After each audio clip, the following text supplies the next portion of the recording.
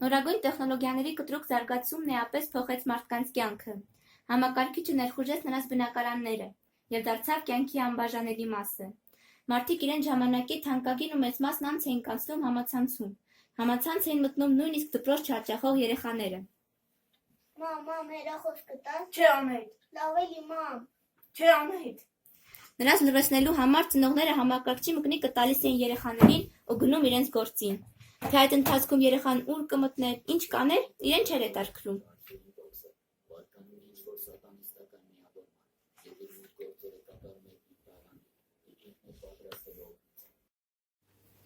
Ավելի մեծերը ողջ օրն էին անցկացնում նորագույն տեխնոլոգիաների դիմաց, չպահպանելով ոչ ճիշտ կեցվածքը, ոչ անվտանգության կանոնները և ոչ էլ էթիկայի նորմերը։ Մի հատ քո պլանշետը կտաս։ Չէ, կարևոր է։ Դեսինային սոմեջ կայա, Ալիեքսպրեսով եմ պատվիրել, բայց լի չեմ բերել։ Հա, շատ լավն է։ Մի հատ Facebook-ի պարոլը մտնեմ։ Հա, իհարկե գրի, Վարդուհի 2572։ Նրանք անձնական ինֆորմացիան փոխանցում էին անծանոթ մարդկանց, համացանցային ծանոթների հետ հանդիպման գնում առանց ծնողների հետ խորհրդակցության, գաղտնաբառերը վստահում ընկերներին, հաճախ ընկնելով փորձանքների մեջ։ Համացանցում տեղադրում էին խիստ անձնական լուսանկարներ, պատասխանում վիրավորական հաղորդագրությունների, վիրավորում այլոց, վեբ խցիկով շփվում անծանոթների հետ, առանց ծնողների իմացության կատարում համացանցային գնումներ։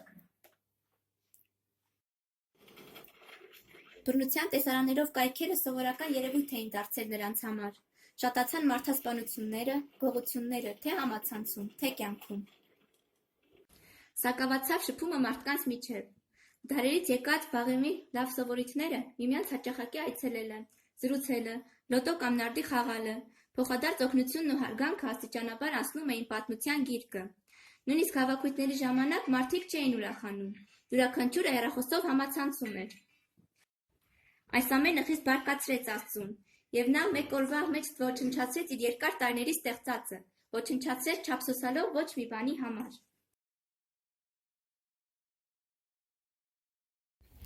Սակայն չանցած մեկ շաբաթ Աստված ձանձրացավ։ Չկար մեկը, որ նեղության պահին իրենից օգնություն խնդրեր, դժբախտության համար իրեն մեղադրեր։ Եվ նա որոշեց կրկին ստեղծել մարդուն, սակայն այլ կերպարանքով։ Տեխնոլոգիաները փչացրել էին ողջ շրջապատը,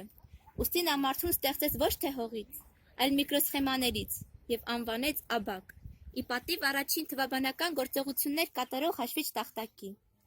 Որպեսզի Աբակի օրերը հետաքրքիր անցնեին, նրան տվեց նաև պլանշետ։ Աբակը մի քանի օր անց ձանձրացավ և դիմեց Աստծուն։ Տեր Աստված, խնդրում եմ ինձ տուր կյանքի ընկեր, հակառակ դեպքում ինձ էլ ոչնչացրու։ Աստված խղճաց նրան և ստեղծեց կին, տարբեր գույնի մալուխներից, որոնք անլար միանում էին Աբակի միկրոսխեմաներին։ Կնոջը անվանեց Ադա, ի պատիվ առաջին ծրագրավորողի, և պատվիրեց նրան. Տեսնում ես այն խնձորենին, նրա վրայի խնձորներից յուրաքանչյուրը